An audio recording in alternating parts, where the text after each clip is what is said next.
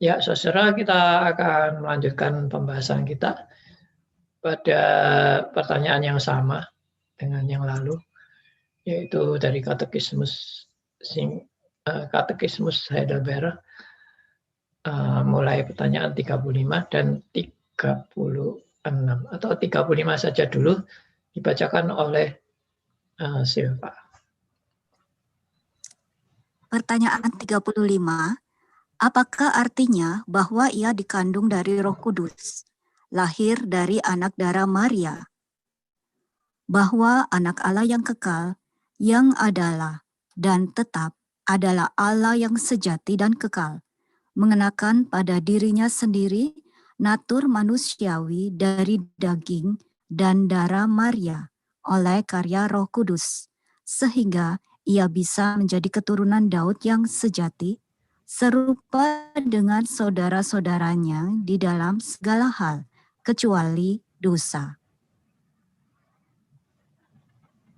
Oke, kita akan lanjutkan pembahasan kita. Yang lalu kita sudah bahas bagaimana Kristus punya praeksistensi atau keberadaan di mana dia sudah ada sebelum dia ada di dunia.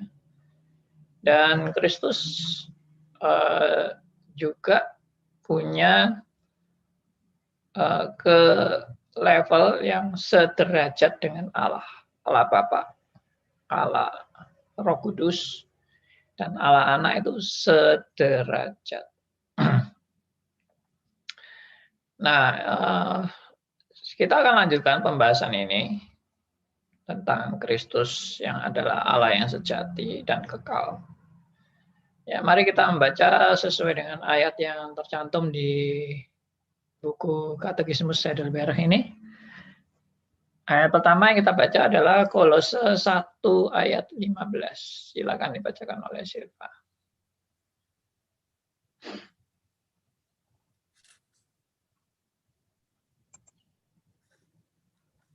Kolose 1 ayat 15. Ia adalah gambar Allah yang tidak kelihatan, yang sulung, lebih utama dari segala yang diciptakan. Ya, inilah satu ayat yang menyaksikan akan keberadaan Kristus yang adalah sungguh-sungguh Allah yang menjadi manusia. Jadi ini bukan karangan manusia ya. Bahwa Kristus adalah Allah itu bukan karangan manusia. Dan itu bukan kesimpulan manusia. Ini adalah kesaksian Alkitab. Tidak meragukan sama sekali bahwa Alkitab menyaksikan bahwa Kristus adalah sungguh-sungguh adalah Allah. Meskipun di dalam perdebatan teologis ada aliran-aliran yang ya boleh dikatakan bukan Kristen ya, yang menolak bahwa Kristus adalah benar-benar Allah. Bahwa Kristus itu ciptaan, bahwa Kristus itu yang paling utama dari semua ciptaan, bahwa Kristus itu diangkat menjadi anak Allah karena kesetiaannya dan sebagainya. Tapi sudah terbukti dalam sejarah, ya, dan juga sudah terdefinisi oleh konsili-konsili gereja bahwa Kristus adalah benar-benar Allah. Nah, ini sudah tidak meragukan sama sekali, dan Alkitab yang baru kita baca tadi adalah menyaksikan bagaimana pengertian bahwa Kristus adalah benar-benar Allah. Tapi ini pun bisa ditafsirkan bermacam-macam. Ya, saya ulangi ayat 15 ini. Ia adalah gambar Allah yang tidak kelihatan, yang sulung, lebih utama dari segala yang diciptakan. Nah, ayat ini justru seringkali dipakai oleh paham-paham seperti Unitarian atau paham Saksi Yehova, ya, bahwa Kristus itu bukan Allah. Jadi ada kalimat di sini, lebih utama dari segala yang diciptakan. Nah, kalau lebih utama dari segala yang diciptakan kan berarti Kristus termasuk ciptaan. Cuma dia paling utama dari semua ciptaan. Ya, ciptaan paling unggul lah, boleh dikatakan begitu. Tapi ini akan sangat bertentangan kesimpulan ini dengan ayat-ayat lain yang menyatakan akan keilahian Kristus. Jadi memang keilahian Kristus itu bukan hanya di ayat ini aja, tapi banyak ayat. Ya, nanti kita lihat juga ayat-ayat yang lain. Nah, saya akan jelaskan mengenai arti lebih utama dari segala yang diciptakan. Memang kalau kalimatnya itu seperti ini, lebih utama dari segala yang diciptakan, itu bisa kesannya memang, oh Kristus adalah ciptaan, tapi dia paling utama dari semua yang diciptakan. Tapi itu kesimpulan yang terlalu dangkal dan kesimpulan yang sempit, kesimpulan yang tidak melihat secara komprehensif, secara lengkap dan utuh. Makanya kalau menafsirkan ayat Alkitab itu jangan dipotong-potong dan jangan dikeluarkan dari konteks keseluruhan Alkitab.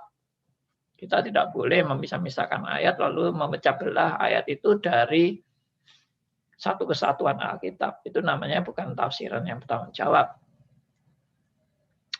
Kalau Anda orang yang bertanggung jawab, Anda akan melihat Alkitab secara keseluruhan dan Anda akan melihat kaitan ayat ini dengan ayat-ayat yang lain tentunya. Oke, tapi saya akan menjelaskan akan tafsiran yang menganggap bahwa ini membuktikan bahwa Kristus adalah ciptaan. Itu secara logik memang bisa ditafsirkan seperti itu. Kalau ayat ini aja ya. Tapi juga bisa tidak. Hanya ayat ini aja. Juga bisa tidak ditafsirkan bahwa Kristus adalah ciptaan. Bagaimana maksudnya? Kalau Kristus ciptaan, ya memang lebih mudah ya untuk langsung terkesan, oh dia lebih utama dari segala yang diciptakan. Berarti Kristus adalah ciptaan. Tapi saya akan memberikan kemungkinan yang kedua, yaitu Kristus memang lebih utama dari segala yang diciptakan, tapi dia tidak harus termasuk ciptaan. Jadi kalau kemungkinan pertama tadi kan tafsiran pertama menafsirkan Kristus termasuk ciptaan kan. Karena dia lebih utama dari segala yang diciptakan, maka dia adalah pasti ciptaan. Nah, saya kasih argumentasi kalau dipastikan Kristus adalah ciptaan itu tidak benar. Karena ayat ini bisa mengandung dua kemungkinan. Bisa termasuk ciptaan, bisa juga tidak termasuk ciptaan. Tapi dia memang lebih utama dari semua yang diciptakan. Contoh ya, yang paling gampang. Allah adalah yang paling utama dari segala ciptaan, betul nggak? Allah adalah yang paling utama dari segala yang sudah diciptakan ini. Benarkah Allah yang paling utama? Ya jelas paling utama, dia pencipta kok. Dia pencipta dan dia adalah yang paling utama dari semua ciptaan ini. Demikian juga Kristus. Kristus juga yang paling utama. Ya, lebih utama dari segala yang diciptakan. Dari segala ciptaan maksudnya begitu. Nah, sebetulnya statement ini tidak usah sulit-sulit dari penafsiran yang terlalu bertele-tele. Ya, kita lihat aja dari ayat 16 dan ayat 17. Nah, coba disambung sekarang pembacaannya ya. Silva baca ayat Kolose 1 ayat 15, sambung ayat 16 dan sampai ayat 17. Silakan. Ia adalah gambar Allah yang tidak kelihatan, yang sulung lebih utama dari segala yang diciptakan. Karena di dalam Dia telah diciptakan segala sesuatu yang ada di surga dan yang ada di bumi, yang kelihatan dan yang tidak kelihatan, baik singgasana maupun kerajaan, baik pemerintah maupun penguasa, segala sesuatu diciptakan oleh Dia dan untuk Dia. Ia ada terlebih dahulu dari segala sesuatu, dan segala sesuatu ada di dalam Dia. Ya, saya share ya ayatnya.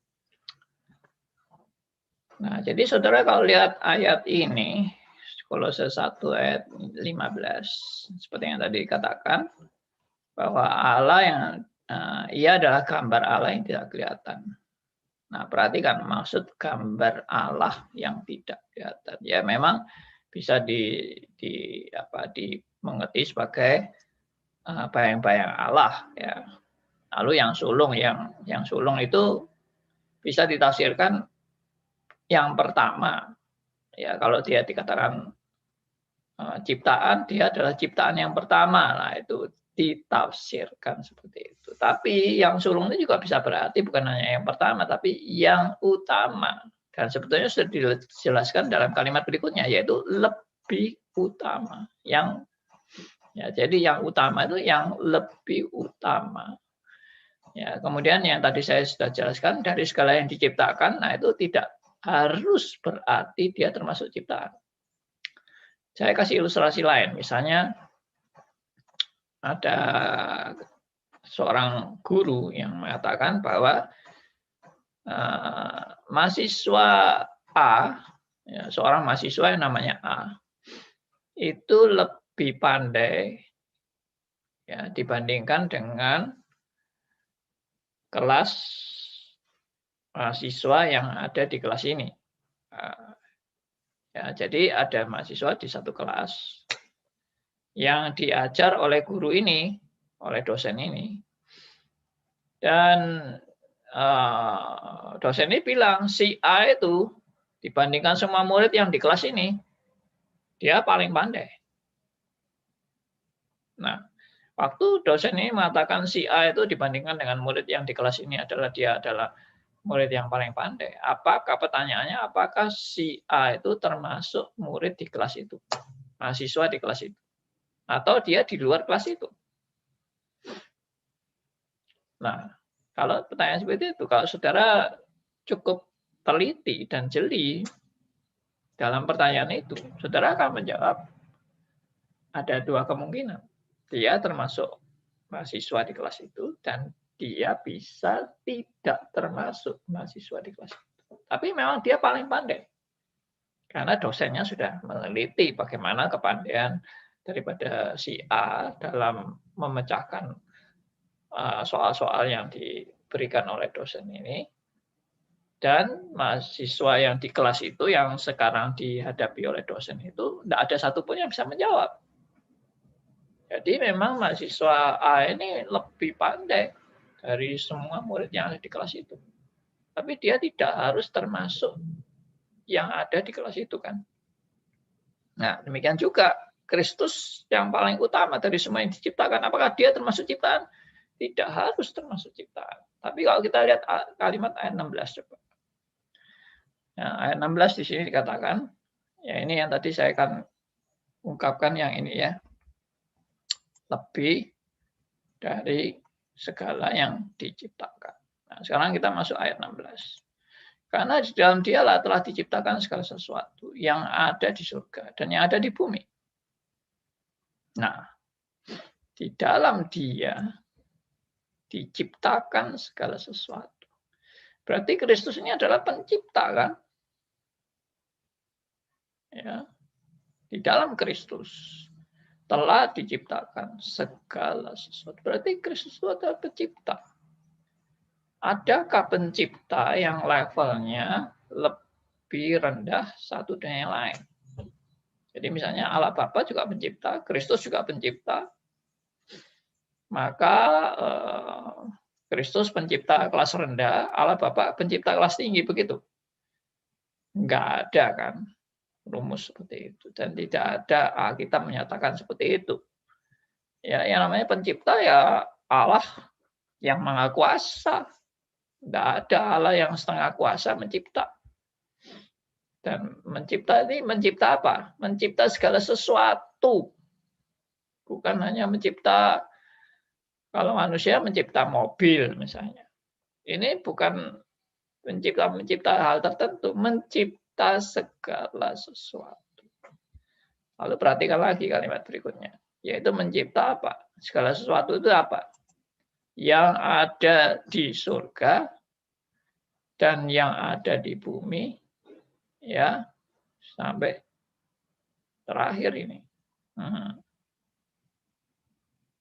Nah, perhatikan yang saya blok ini. Jadi dia menciptakan segala sesuatu itu apa? Yang ada di surga, yang ada di bumi, yang kelihatan, yang tidak kelihatan, baik singgasana, baik maupun kerajaan, baik pemerintah maupun penguasa. Artinya memang benar-benar segala sesuatu. Nah, adakah ciptaan yang mempunyai kuasa yang sehebat ini?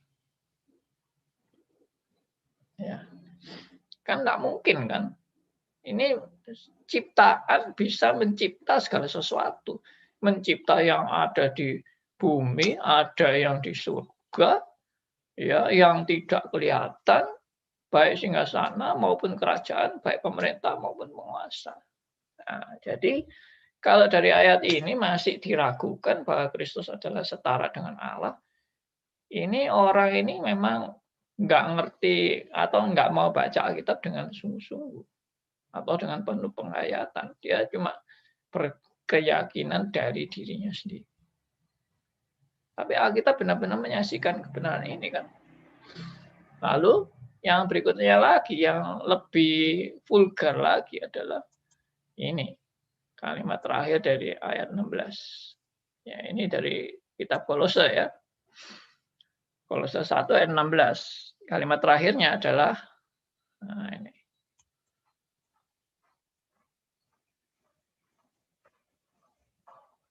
Ya, jadi segala sesuatu diciptakan oleh Dia dan untuk Dia. Saya ulangi, segala sesuatu diciptakan oleh Dia dan untuk Dia. Maka ini lebih, istilahnya lebih terkonfirmasi akan keberadaan Kristus sebagai Allah.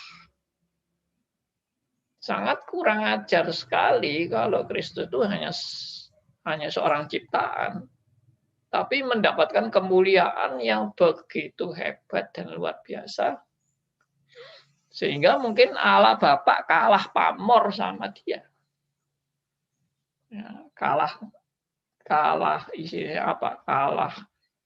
Kalah pengaruh atau kalah kehebatan, kalah prestasi, sehingga saking hebatnya prestasi daripada Kristus, kemuliaan Bapa itu akhirnya menjadi merosot gara-gara Kristus. Nah, enggak mungkin kan? Coba perhatikan ini. Dihayati lagi kalimat terakhir ini. Segala sesuatu diciptakan oleh Dia dan untuk Dia. Nah, ini suatu hal yang benar-benar bagi saya luar biasa sekali. Ya. Ya, saya kembali lagi. Nah, jadi dari ayat itu aja kita bisa melihat ya bahwa Kristus itu tidak diragukan sama sekali akan keberadaannya sebagai Allah. Kalau ada yang masih meragukan, saya kira perlu matanya dipertajam lagi lah, mata rohaninya, untuk mengerti kebenaran itu.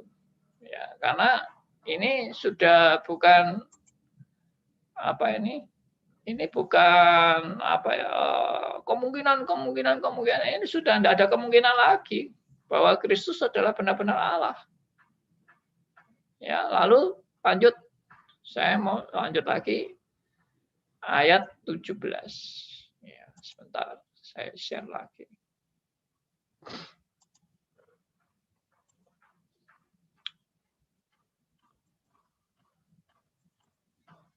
Ya, perhatikan ayat 17 ini. Ya, ia ada terlebih dahulu dari segala sesuatu. dan segala sesuatu ada di dalam Dia. Nah, perhatikan, Ia ada terlebih dahulu dari segala sesuatu. Dan segala sesuatu ada di dalam Dia. Ini kalimat ini, aduh, luar biasa pengertiannya dan sangat-sangat dalam pengertiannya. Ia ada terlebih dahulu dari segala sesuatu. Dan segala sesuatu ada di dalam Dia. Jadi, kalau ini masih ditafsirkan, oh ya dia ciptaan, tapi dia ciptaan pertama kali sebelum segala sesuatu yang lain itu ada. Ya, dan segala sesuatu itu ada di dalam Dia. Berarti kekuasaan dari ciptaan ini amat sangat dahsyat. Kekuasaan ciptaan ini. Bahkan dahsyatnya bisa menyamai dahsyatnya Allah Bapa. Ini suatu yang sangat-sangat kontradiktif dan yang tidak mungkin logika itu masuk akal. Justru tidak masuk akal. Kalau Anda mengatakan bahwa Kristus ciptaan itu tidak masuk akal atau kontradiksi. Ya, karena Allah Bapa itu tidak mungkin menyerahkan kekuasaannya kepada Allah Anak sehingga Allah Bapa turun derajat. Itu nggak mungkin, Bang. Itu konyol namanya. Ya. Lalu ayat 19 coba. Ayat 19 coba tolong dibacakan oleh Silva ayat 19.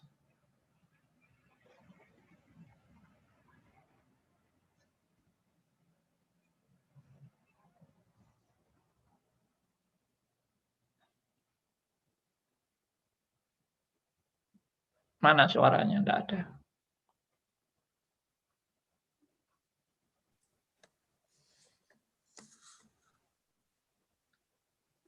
Karena keseluruhan kepenuhan Allah berkenan diam di dalam Dia. Ya, perhatikan.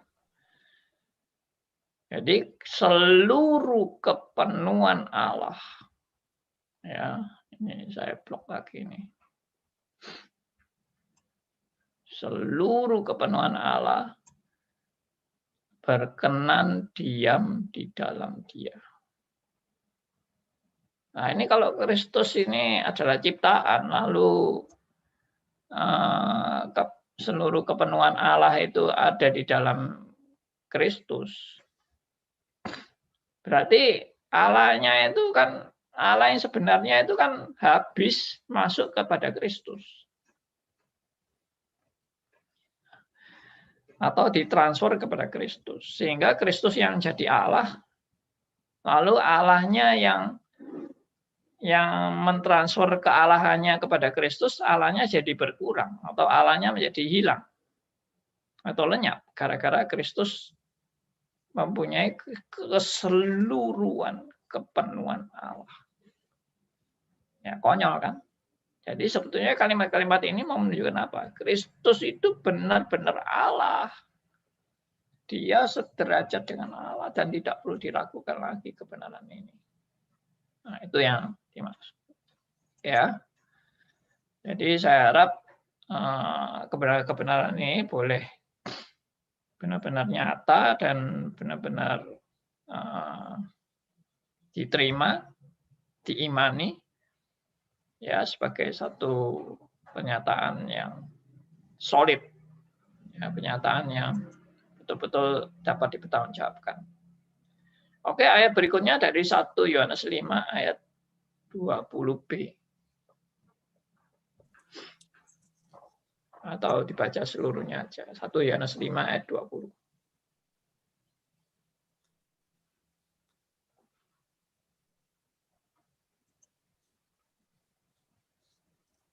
Yohanes 5 ayat 20. Akan tetapi kita tahu bahwa anak Allah telah datang dan telah mengaruniakan pengertian kepada kita, supaya kita mengenal yang benar, dan kita ada di dalam yang benar, di dalam anaknya Yesus Kristus.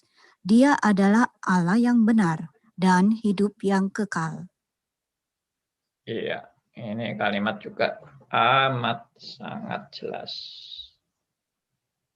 Makanya orang yang nggak mau terima atau orang yang ngaku Kristen tapi nggak mau terima Yesus adalah Allah, itu orang itu nggak ngerti Kristen. Ya, dia cuma tahu Kristen itu cuma dari kulitnya aja atau cuma dari keyakinan dirinya sendiri, yang dia tidak pernah memahami kekristenan dengan benar. Ya, coba saya tegaskan lagi yang ayat ini ya, ayat 20 ini, 1 Yohanes 5 ayat 20.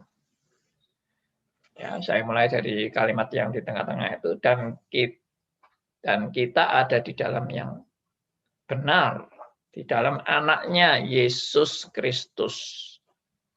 Dia, yaitu Yesus Kristus, adalah Allah yang benar dan hidup yang kekal. Saya ulangi, Kristus adalah Allah yang benar dan hidup yang kekal. Sudah, mau menyangkal apa lagi tentang keberadaan Allah yang sudah amat sangat jelas. Ya, 1 Yohanes 5 ayat 20 tadi. Jadi ini bukan karangan manusia, sekali lagi saudara ya. Ini bukan karangan manusia, ini bukan pendapat manusia, ini bukan imajinasi atau halusinasi. Ya, ini bukan orang-orang ahli, bukan orang-orang yang sakit jiwa ya di dalam meneliti Alkitab. Ini adalah kebenaran kitab suci. Kecuali Anda sudah menganggap, oh kitab suci orang Kristen itu kitab suci palsu.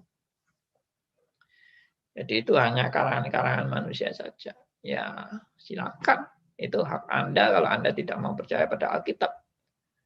Tapi kalau Anda membaca Alkitab dan Anda benar-benar meneliti, Anda tahu bahwa ini bukan tulisan manusia biasa. Ini adalah kesaksian dari Allah. Ya, kita bisa lanjut dari Galatia 4 ayat 4. Silakan.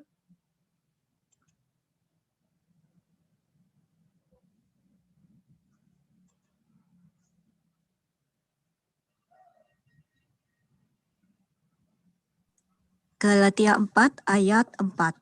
Tetapi setelah genap waktunya, maka Allah mengutus anaknya yang lahir dari seorang perempuan dan takluk kepada hukum Taurat. Iya. Kelihatannya kata-kata ini biasa-biasa aja ya.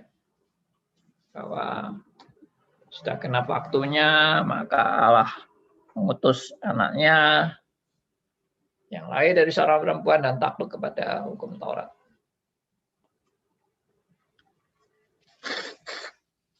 Tapi kalau kita teliti lagi, ayat ini juga mengandung satu pengertian kalau kita lihat juga sampai keseluruhan ya dari kitab Galatia ini. Ya, ini menunjukkan bahwa betul-betul ini menyaksikan bahwa Kristus adalah benar-benar Allah. Ya. Saya tegaskan seperti ini. Jadi genap waktunya itu berarti Tuhan itu Allah Bapa menunjukkan bahwa Allah itu punya rencana. Genap waktunya, ada rencana Tuhan. Lalu yang kedua, maka Allah mengutus anaknya. Mengutus itu berarti menunjukkan bahwa Kristus sebelum diutus sudah ada. Ya, dia sudah ada. Kristus benar-benar sudah ada sebelum diutus. Ini dia pasti bukan sekedar lahir seperti manusia pada yang lain, tapi dia sudah punya praeksistensi karena diutus. Ya, saudara dan saya tidak bisa mengatakan bahwa kita ini datang ke dunia untuk diutus, enggak kan?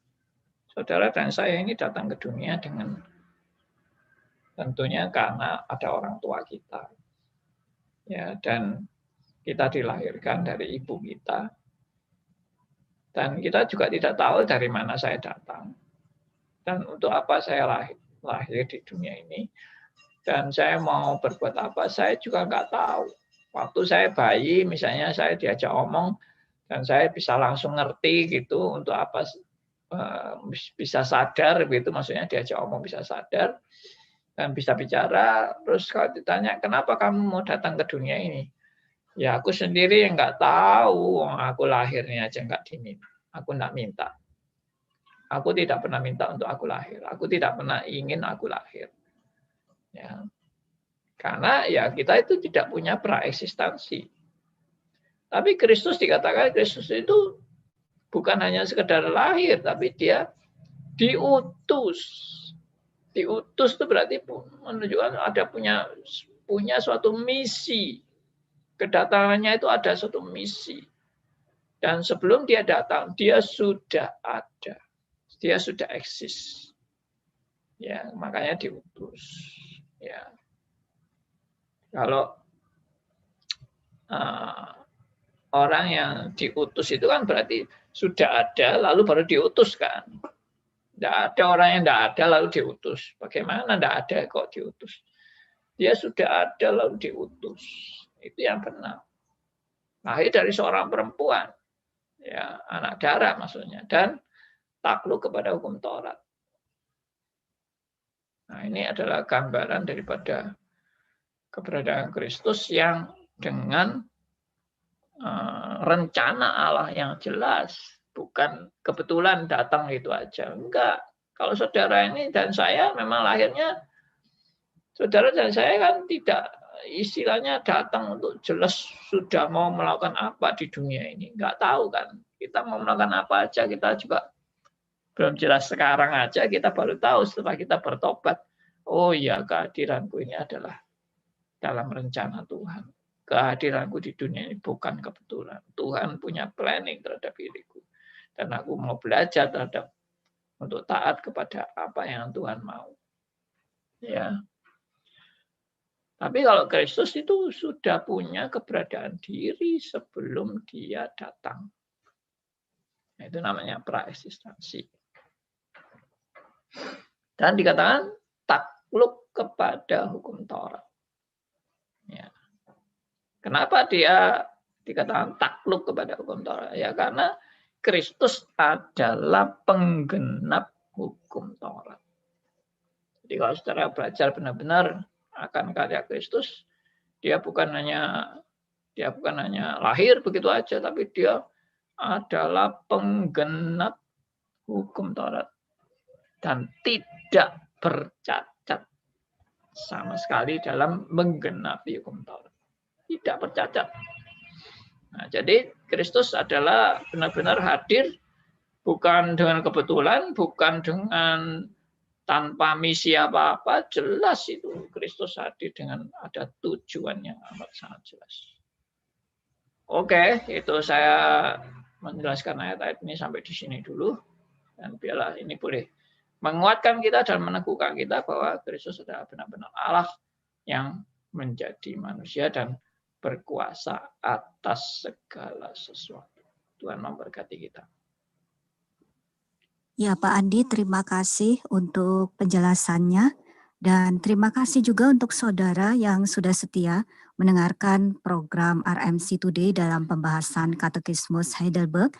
Untuk kesempatan kali ini, Anda yang sudah bergabung bersama kami melalui website www.rmcsurabaya.net, melalui aplikasi Android, Radio RMC Surabaya, atau juga melalui channel YouTube dengan alamat Stris Ngagel. Dan silakan Anda yang ingin bergabung, Anda ingin bertanya atau ingin menyampaikan sesuatu terkait dengan pembahasan kita di hari ini, Anda bisa berkirim pesan melalui WhatsApp di 0813 57901628. Sekali lagi WhatsApp-nya di 0813 57901628.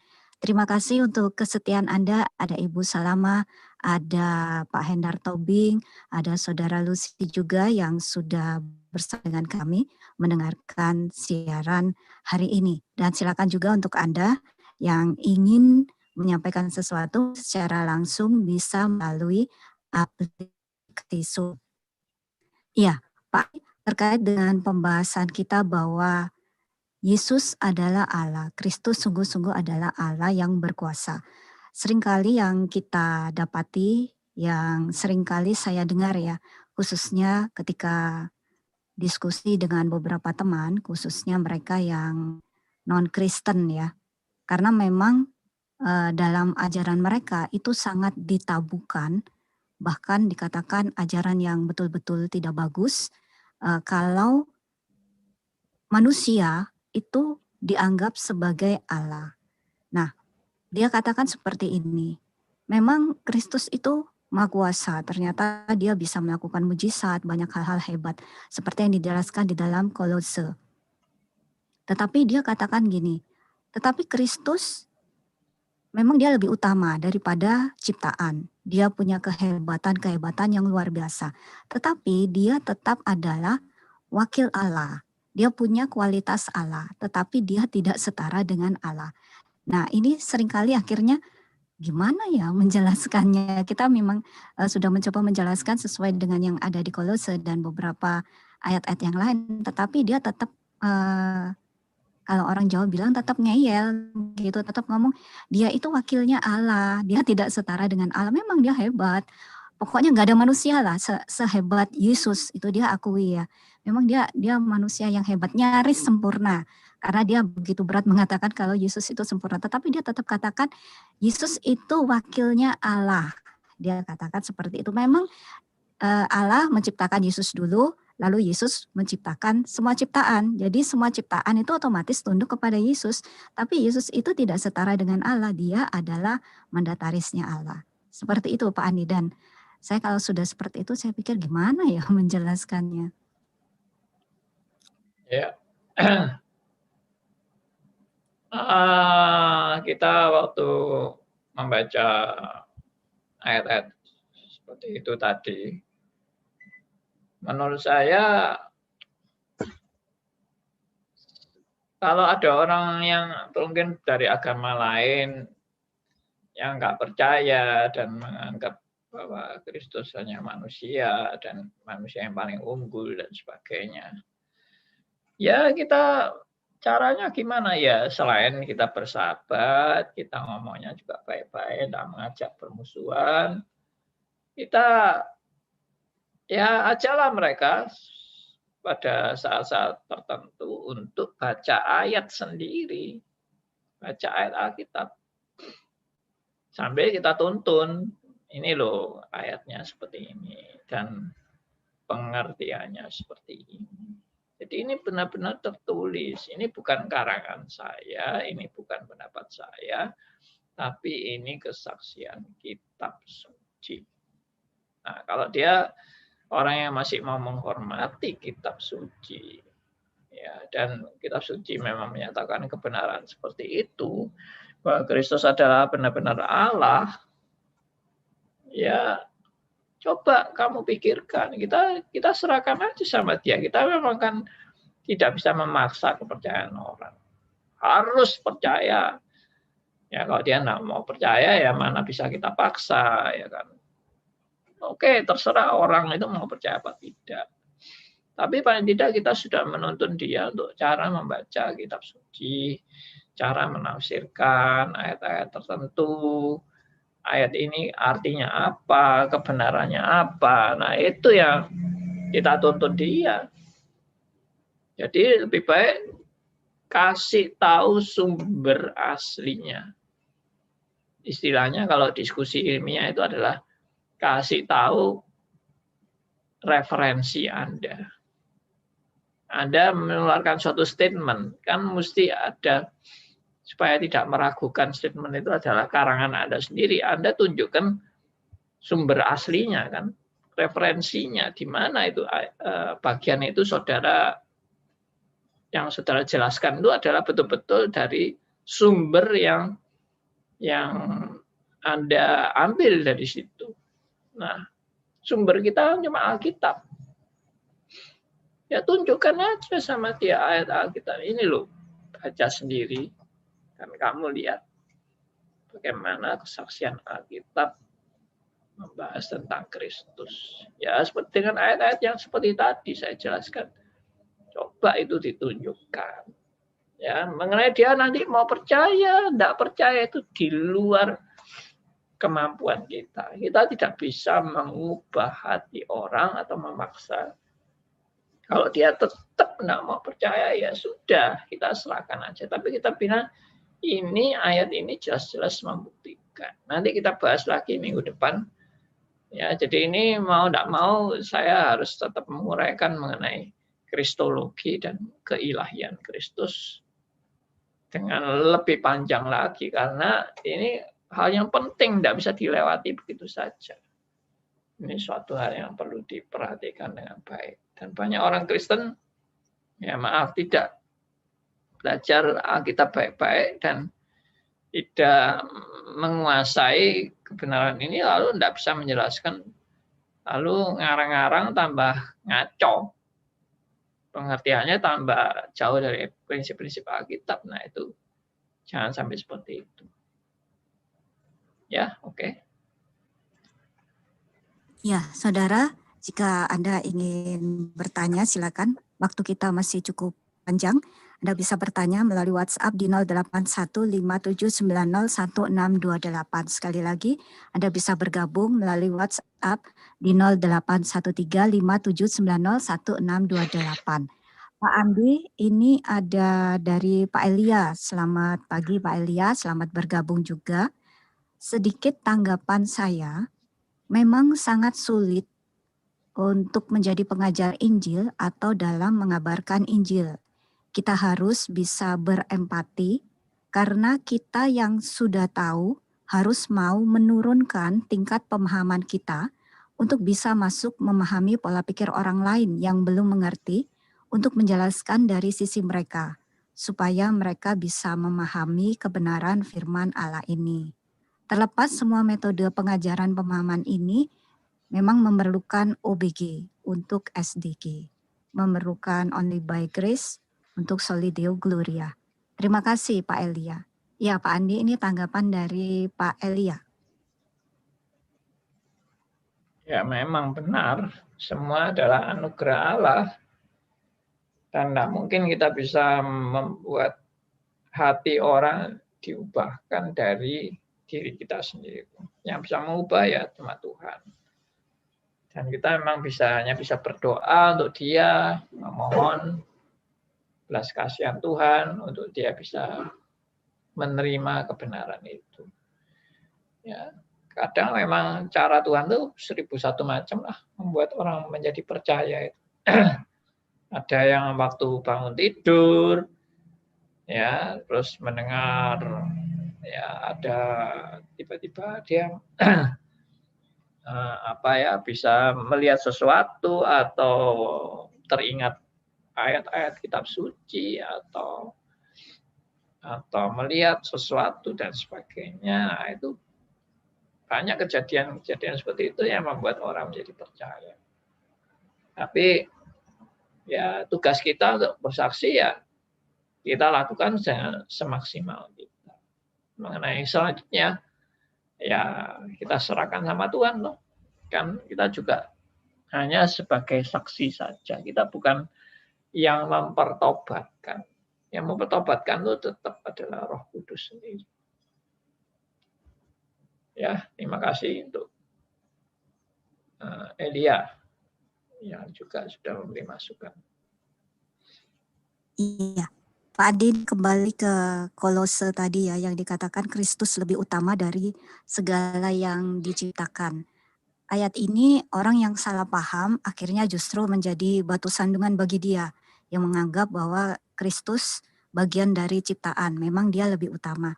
Kalau saya pribadi tadi waktu saya memperhatikan bagian ini, saya jadi akhirnya lebih paham ya, lebih utama dalam Kolose ini lebih mengutamakan bahwa kalau kita hubungkan dengan ayat selanjutnya, bahwa segala sesuatu diciptakan oleh Dia dan untuk Dia. Jadi keutamaan Kristus di sini, selain Dia adalah Allah, Saya melihat di sini karena dia adalah Allah, segala sesuatu diciptakan oleh dia dan untuk dia.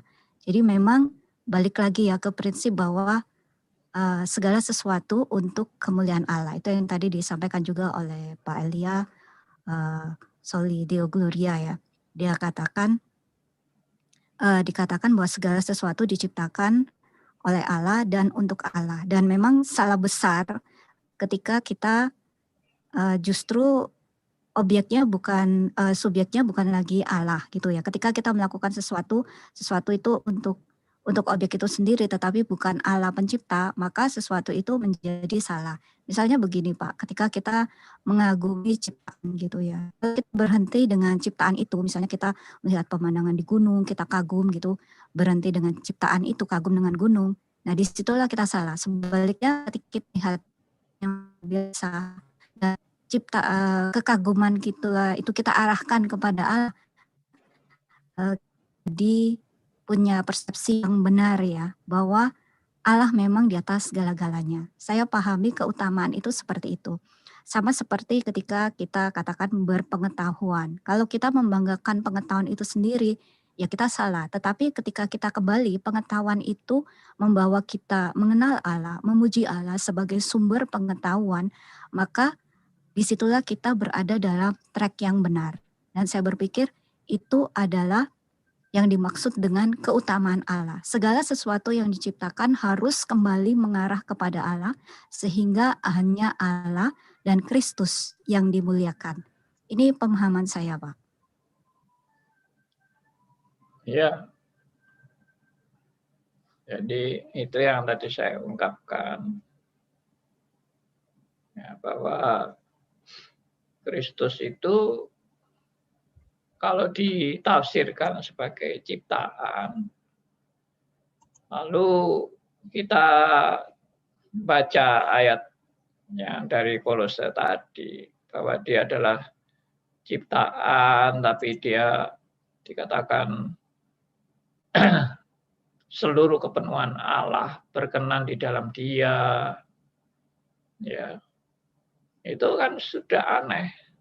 Ciptaan tapi seluruh kepenuhan Allah berkenan dalam dia. Oh, berarti dia seluruh keberadaan atau seluruh kepenuhan Allah itu di dalam diri Kristus. Berarti kan seperti yang tadi saya bilang, Allah, kealahan dari Allah Bapa itu sepertinya kan jadi turun derajat, diturunkan kepada Kristus. Kristus yang jadi Allah.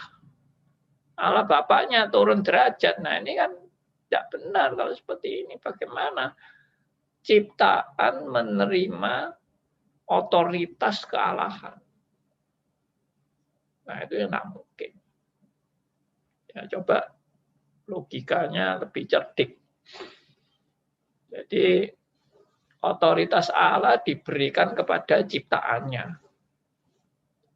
Sehingga otoritas Allah sendiri menjadi berkurang dan ciptaannya menjadi bahkan seluruh kepenuhan Allah ada di dalam dia. Nah, kalau seluruh kepenuhan Allah ada di dalam dia kan Allahnya sendiri itu kan berkurang toh, karena ditaruh semua kepada Kristus. Nah, itu sudah konyol. Ya. Tapi ini bukan seperti itu artinya. Ini adalah artinya Kristus memang adalah Allah. Makanya kepenuhan Allah itu ada di dalam Kristus karena dia adalah Allah. Dia bukan terima transferan dari Allah. Dia adalah Allah.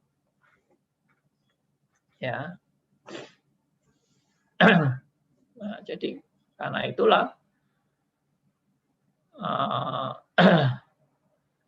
sampai dia dikatakan dia adalah pencipta segala sesuatu yang ada di surga, yang ada di bumi. Wah, ini bagaimana ini? Ciptaan kok jadi pencipta? Itu juga tidak masuk akal. Ya. Penciptaan yang bisa melakukan hal-hal yang dilakukan oleh Sang Pencipta. Dan yang lain tidak pernah bisa melakukan. Saudara dan saya masa bisa melakukan menciptakan segala yang ada di surga dan di bumi. Saudara, apa bisa?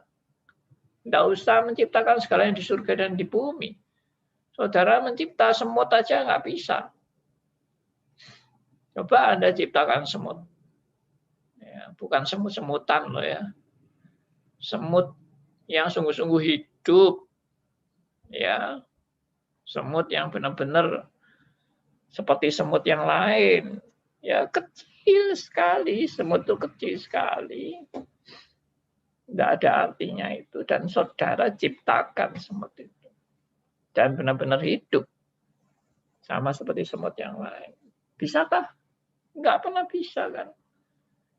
Makanya lucu sekali kalau Kristus itu dianggap dia bukan Allah. Malah lucu. Bagaimana dia menciptakan segala sesuatu di ayat 16 itu. Di dalam dia telah diciptakan segala sesuatu yang ada di surga dan yang ada di bumi. Yang kelihatan dan yang tidak kelihatan. Baik singgasana maupun kerajaan. Baik pemerintah maupun penguasa. Kan luar biasa. Ya.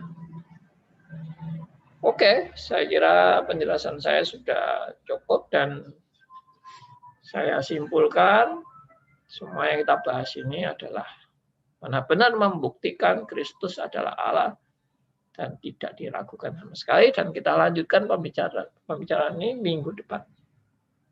Tuhan memberkati dan mari kita berdoa.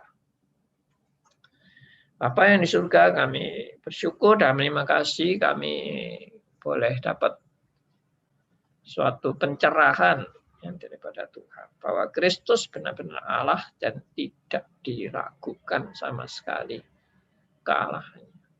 Tuhan memberkati kami semua yang sudah percaya bahwa Kristus benar-benar Allah yang menjadi manusia. Supaya apa yang kami imani juga boleh kami saksikan kepada mereka yang lain. Tuhan memberkati. Dalam nama Tuhan kami Yesus Kristus, Tuhan dan Juru Selamat kami yang hidup, kami berdoa. Amin. Amin. Terima kasih Pak Andi untuk kebersamaannya, untuk penjelasannya dalam pembahasan Katekismus Heidelberg saat ini. Terima kasih sama-sama. Kita sungguh-sungguh bersuka cita, bersyukur dan bergemar karena kita menyembah Allah yang benar, Kristus Allah Pencipta yang Maha Kuasa. Dan pendengar, terima kasih juga untuk Anda yang sudah bergabung melalui WhatsApp, melalui aplikasi Android, melalui channel YouTube juga. Kita akan bersama-sama kembali dalam pembahasan berikutnya. Sampai jumpa.